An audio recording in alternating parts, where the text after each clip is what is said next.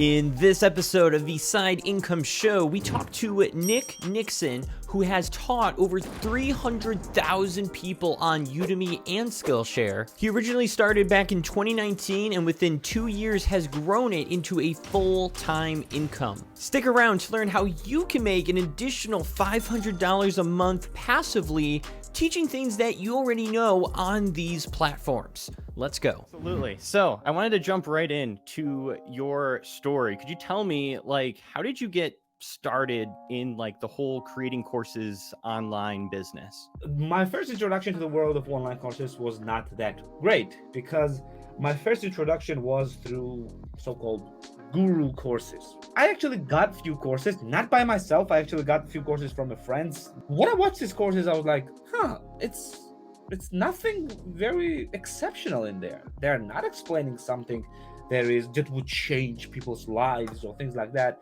So I was just looking into different avenues of maybe I can just create courses about just stuff I know, just anything I know, and just not charge a huge amount of piles of money for just the information that could be found for free. And that's when I discovered Udemy. So for the ones who doesn't know, Udemy is the course marketplace. I discovered Skillshare only soon after, but Udemy was the first one that I discovered. I realized that Udemy is actually selling 99% of their courses doing sales. And sales are practically happening 25 days or maybe at least 20 days in a month. I could make a nice amount of sales for really cheap price, and I could actually give out all the info that I had with the clear mind and clear conscience. 2019, I uploaded my first course, and I uploaded my first course about Pinterest. I expected some miracles. Okay, that will be great. Okay, now I can actually make some money, etc., etc. And the worst thing, in May 2019, I quit my job. I was just almost constantly there, and I was simply not seeing my son, and I was seeing only him sleeping. And I just decided, you know what? Let's risk it. If I have nothing to lose, I will do everything just to gain as much as I can. Thankfully, I had some money just put aside, and guess what? Guess how much money I made during my first month. The first month I made grand total of $1.80. Let's go. that was my triumphant start of the course journey. Do you know why I continued still doing the courses? Because all the other endeavors that I started before that, all the side hustles, granted me the net total of $0. So $1.80 was actually more than enough for me to have a motivation to see, okay, this thing works. Now I need to tweak it to make more from it. Second month, I made the grand total of $14. Okay, that was already something. There was some change in the pocket. Then I made $22. Then I made $60. Then I made $100. And as you can see, it was gradually, very slowly increasing, and momentum continued. Then I went to Skillshare. Skillshare was actually better than that. I didn't make $1.80. I actually made close to $80 during the first month. The best thing was that I have a house, I have a car, I have all the equipment that I want, I have a free time whenever I want, and I can work whatever amount of time that I want, and I can not work whatever amount of time I want. And that's basically the freedom that I gained just starting from an online courses. Overall, key takeaways is that if I had stopped at $1.80, well, I would have nothing now. This room itself was paid from online courses, and I'm living from this as well. And for the people who think that courses are something exceptional, something huge, and something large that they need to put months of their work in, it's not. It's just not. It takes me literally 5 days of constant work only about that. 5 days to put out 1 hour of content in course form. What does that process kind of look like for 5 days? Are you script writing? Are you planning out? How does it all look? Okay, first things first. Do you see how I talk to constantly? Do you see how I not stop? Do you think that I need a script? No, probably not. So that's the first time saver. I learned how to speak without stopping, and even with the mistakes, even with the stuttering and things like that, even with the ums and ahs, it makes it look natural. And what people don't realize about the courses is that the courses are not about the knowledge that you have as an instructor.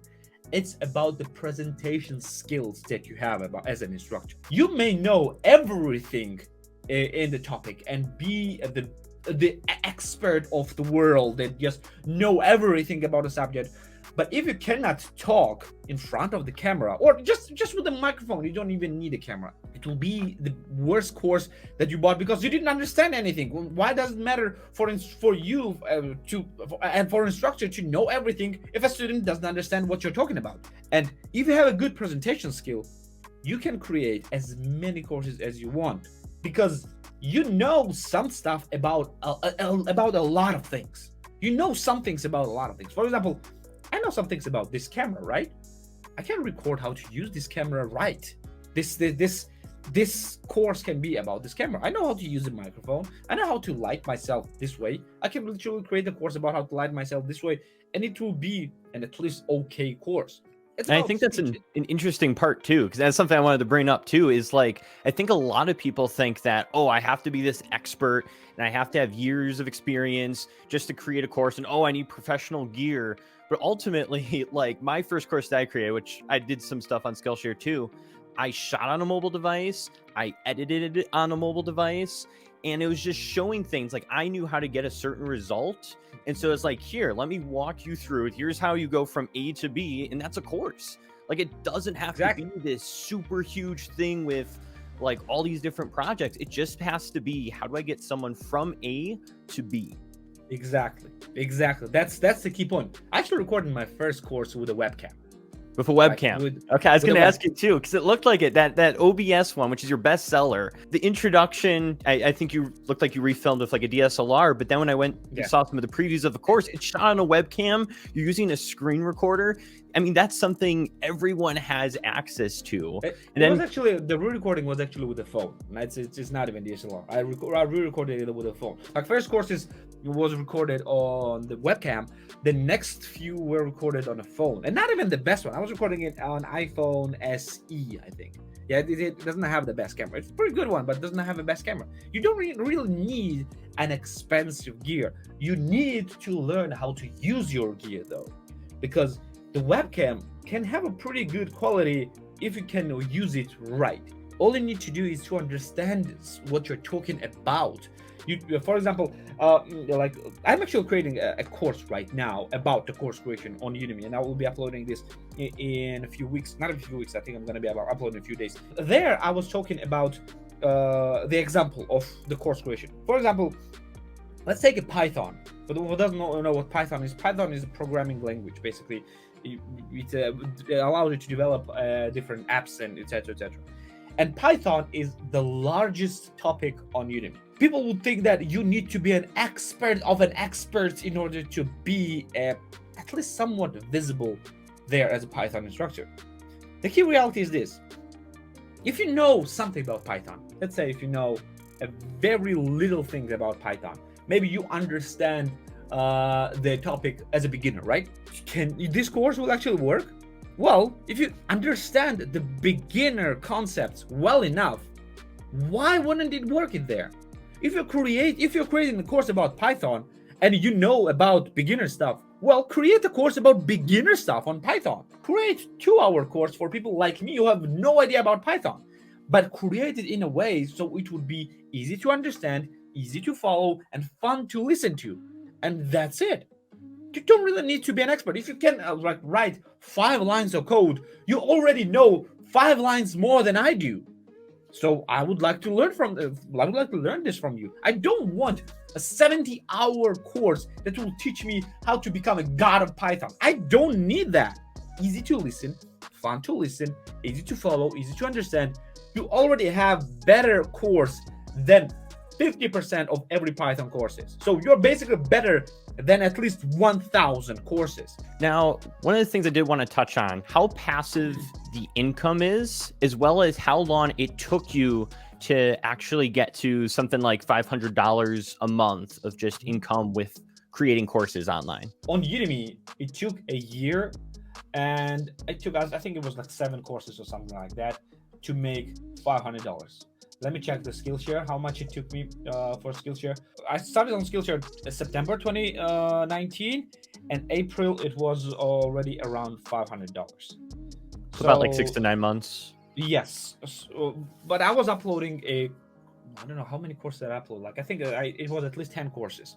Okay, was it some of the stuff that was already up on Udemy, or was it brand new content? Exactly the same ones. And on Skillshare, I think I made like only 1 or 2 exclusive courses, like very short ones. Like, how passive actually is that? Like, if you were to like, is it something you could actually just let go and it would continue on, or are there things that you need to do during to like keep the revenue flowing?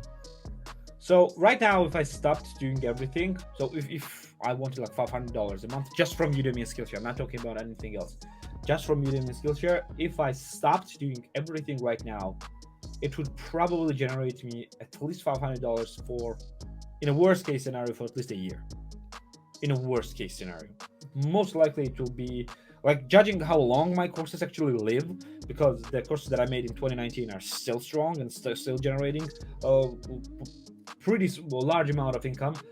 I would say that on average it would take somewhere from 12 to 18 months for income to actually start significantly going down, at least.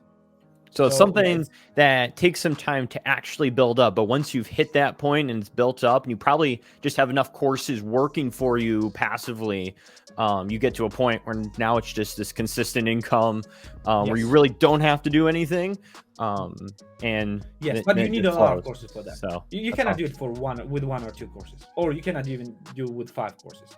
That's the big mistake people are also making. They think that, okay, I will make one amazing course, one 20-hour course, and it will be my biggest creation, and it will generate me income till the day I die, which is wrong. It will never work like that, because it might be the best course that you could make back then, but it's no matter what you do, your first course or like the second course, whatever, the first course will be the worst course that you will create.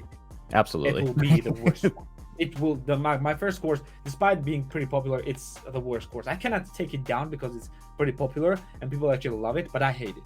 And I really want to take it down, but I cannot, just because people actually love it. The OBS That's the same with my first Skillshare course. They have it like you can't remove stuff from Skillshare, but and that was the one I shot on my phone and edited on my phone, and for the majority of it, it was like poor lighting, but I still get people, like, it's still one of my more viewed courses and it still has people who like it. But I definitely, I think probably the most important part is, I don't know if you'd agree with this, is just to execute on it too. Like, the sooner you execute and make a course, you probably get those jitters out of thinking maybe the imposter syndrome, to where you can get to a spot where it's like, okay, I made my first one. Here's the mistakes I've made. Here's where I can improve. Exactly. You need to do it. If you will not make your first video awful, you will not make your 100th video great. Like, every single course that I do, every single course that I make, at least in my opinion, is getting better and better and better, because I have a feedback now, not just feedback from myself, it's feedback from the students as well. Now, just for some final thoughts here, can you give any tips for creators who are going to end up pursuing like something like Udemy or Skillshare? Obviously, don't put all your eggs in one basket. It's one of those, but what would be some like first time creating a course, wanting to establish income online through that method? What would you recommend for them to do? Don't think too much.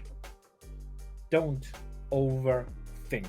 Overthinking is the thing that will kill any ideas that you have. Want to do it, go and do it.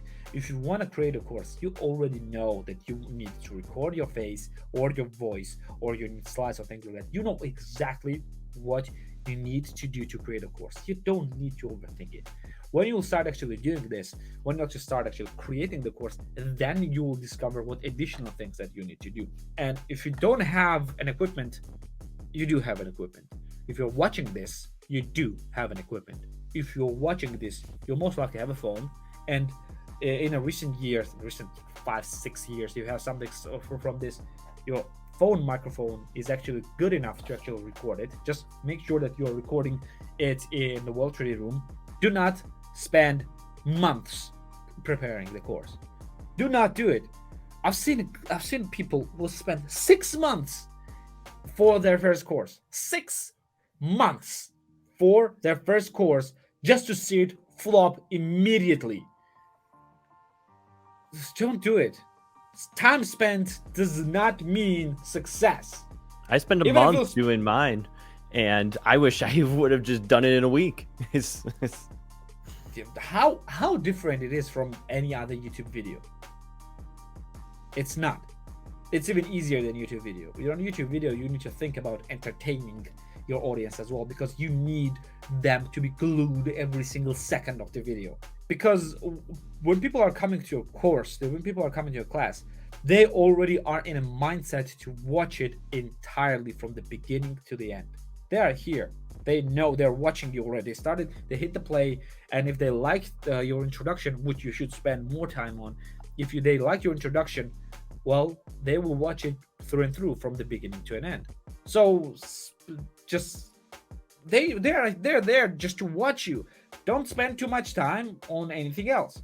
Just spend some time on introduction and then just talk about the subject. Just be passionate about that. Don't overthink it. It's better for you to finish 10 average courses, but to finish them, than to spend hours and months and days on one perfect course. And yeah, just if finished or not, doesn't matter.